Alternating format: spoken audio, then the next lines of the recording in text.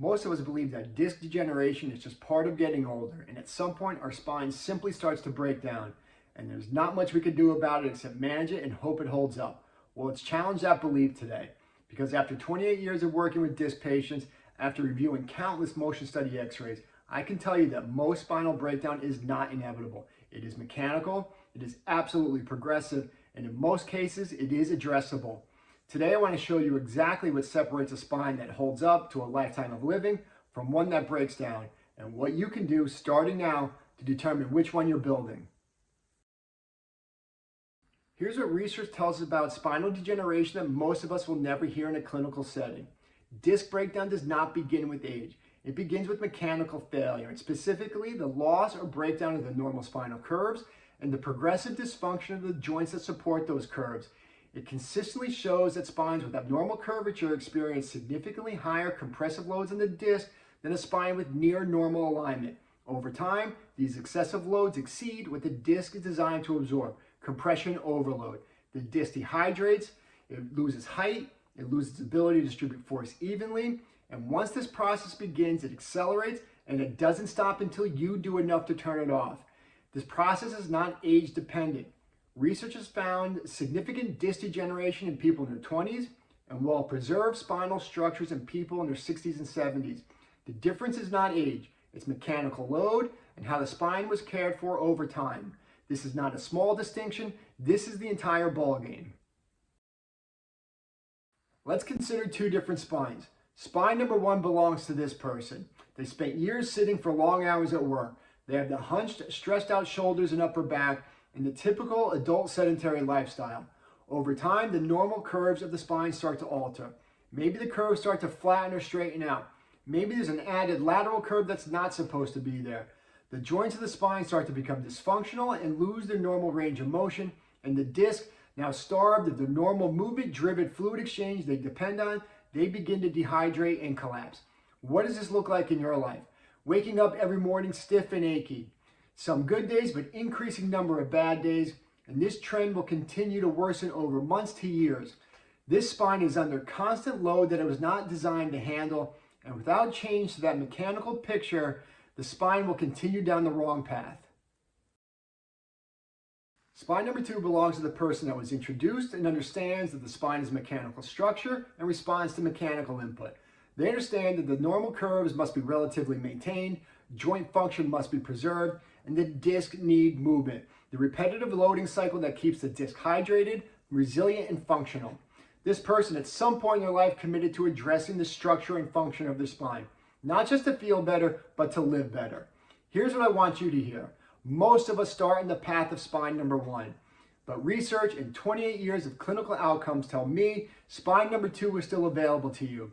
It's not too late to change the mechanical picture, yet it requires the right approach and the right sequence. Now let's get specific. Clinically, after reviewing countless motion study x-rays, looking at which segments of your spine are moving normally compared to which segments are not moving at all, I can tell you exactly where breakdown occurs most often, and it's likely what I'm about to describe maps directly into what's happening in your spine right now. In the neck, the motion segments that we see lose function most commonly are at C1, C5, C6, C6, C7, and C4, C5. And that C5 disc and C6 disc are the two most common levels of disc injury in your cervical spine. Now at C1, the very top of your spine has no disc. Yet it's the most consequential finding I see in a motion study x-ray, because when we lose normal function at C1, it has a cascading effect downward through the neck into the rest of your spine. It perpetuates loss of function at every level below it. That's why so many people would get treatment for the lower cervical disc injury and never fully recover, because the dysfunction at C1 was never addressed. So in your neck, all the pain, stiffness, the headaches, the arm symptoms, in the vast majority of cases, we know exactly where the breakdown is occurring. In the lower back, the motion segments most commonly breaking down are at L3, L4, L5, lost function. In the lumbar spine, the most common disc injuries follow the same pattern, L3, L4, L4, L5, L5, S1. And we can see the loss of function before the disc injury occurs. These are the levels that are absorbing the greatest compressive loads when the normal curves of the spine are lost. These are the levels that dehydrate first. These are the levels that are collapsing under the weight of years of mechanical overload. Understanding where your spine is most vulnerable is the first step toward protecting it. The three components consistently outperform all therapies in conservative disc rehabilitation. First, spinal curve restoration. Addressing the loss of normal spinal curvature is not optional if you want to change the mechanical load on the disc, if you want long-term solutions. You can strengthen, you can stretch, you can exercise. But if the curves remain compromised, compression overload remains. Treating disc pain without addressing spinal curve restoration is the ultimate exercise in futility. Second, restore joint function. Joints and disc are partners. When joint function is lost, the discs are starved of their essential nutrients. Restoring normal joint function restores proper loading cycle, and it takes the disc out of the danger zone. Third is progressive functional rehabilitation with repetitive decompression. Once structure is addressed, the spine needs to be retrained to move, to load, to function the way it was designed to, not just strengthened, retrained. These three components are what research supports, and it's exactly what the disc rejuvenation program is built around.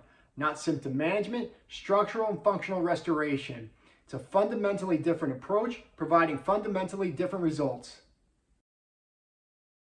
If you've been watching these videos for the past several weeks, you have more clarity about your spine than most of us get from years of appointments. You understand the root cause, you understand the mechanism, you understand what a real rehab protocol requires. The next step is seeing what this looks like for your specific spine, and I have two ways to help you do that. The first is a disc clarity consultation, 30 minutes on Zoom where we go over your imaging together. We go over exactly where your mechanical picture stands and map out the specific needs for your spine. The link is in the bio and description. If you're not quite ready for that, download the disc rejuvenation checklist.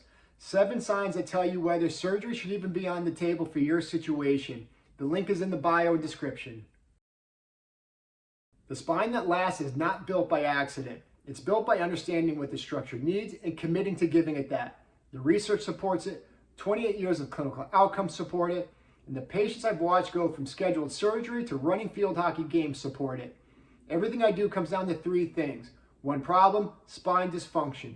One purpose, restore function. One promise, build a spine that lasts.